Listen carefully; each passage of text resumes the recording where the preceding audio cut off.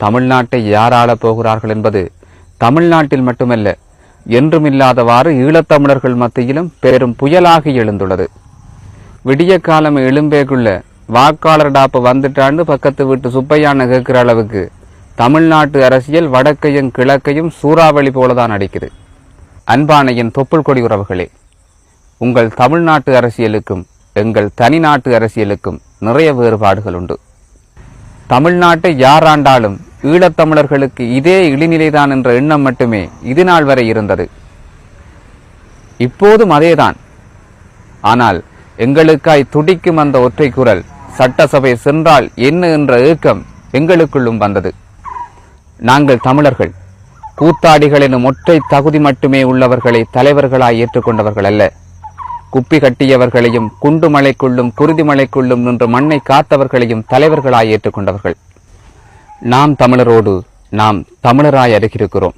முள்ளிவாய்க்காலில் எங்கள் குரல் வளை நசுக்கப்படும் போது டெல்லியிலே பதவி பிச்சைக்காய் குடும்பத்தோடு நின்றது ஒரு கூட்டம்.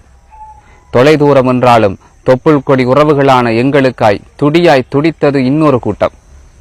நம்புகிறோம், இன்றைக்கு எங்களின் குரல் வளை நசுக்கப்பட்டால் இந்தியாவை உழுக்கும் அந்த குரல், ஆசியாவை அசைக்கும் அந்த குரல், நந்தி கடலில் இறங்கிய புலிக்கொடியை தமிழ்நாட்டு கோட்டையில் ஏற்றுவேன் என சொன்னது எங்கள் தலைவன் போர்க்குண வீரத்தை தமிழ்நாடு முழுவதும் கொண்டு போய் சேர்த்தது. கொல்ல துடித்தவன் ஒரு கட்சி, கொன்றவனோடு கூட நின்றவன் மறுகட்சி. கூத்தாடியா இப்போது புதுக்கட்சி, கொண்ட கொள்கைக்காய் எப்பொழுதும் அவன் தனிக்கட்சி. தற்குறி கூட்டங்களைப் போல தற்காலிக வெற்றிகளுக்காய் போராடுபவன் அல்ல செந்தமிழன் சீமான். தற்குறி கூட்டங்களைப் போல தற்காலிக வெற்றிகளுக்காய் போராடுபவன் அல்ல செந்தமிழன் சீமான். நிரந்தர வெற்றிகளுக்காய் ஒரு தலைமுறையை இழந்து போன இனத்தின் இருப்புக்காய் போராடுகிறான்.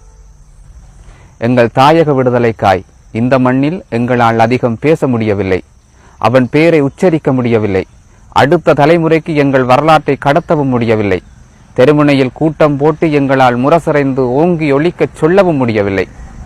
முழங்கினால் பல சட்டங்கள் பாயும், சப்பாத்து கால்கள் எங்கள் கழுத்தை நெரிக்கும். நாங்கள் பேச நினைப்பதையெல்லாம் அவன் பேசுகிறான், நாங்கள் எழுத நினைப்பதையெல்லாம் அவன் எழுதுகிறான். மேடையிட்டு நாங்கள் கூச்சலிட நினைப்பவற்றையெல்லாம் தொப்புள் கொடி உறவாய் அவன் செய்கிறான். நாம் தமிழர் உறவுகளே, உங்களுக்காய் எங்களால் வாக்களிக்க முடியாது, ஆனால் நாங்கள் அருகிருக்கிறோம். போராடுங்கள், போராடுங்கள். நாங்கள் இழப்பையும் வலியையும் கண்டவர்கள், நாங்கள் இழப்பையும் வலியையும் கண்டவர்கள், இருண்ட யுகம் ஒன்றை கடந்தவர்கள். ஈழமண் எப்போதும் அருகிருக்கும், உறுதியோடு போராடுங்கள்.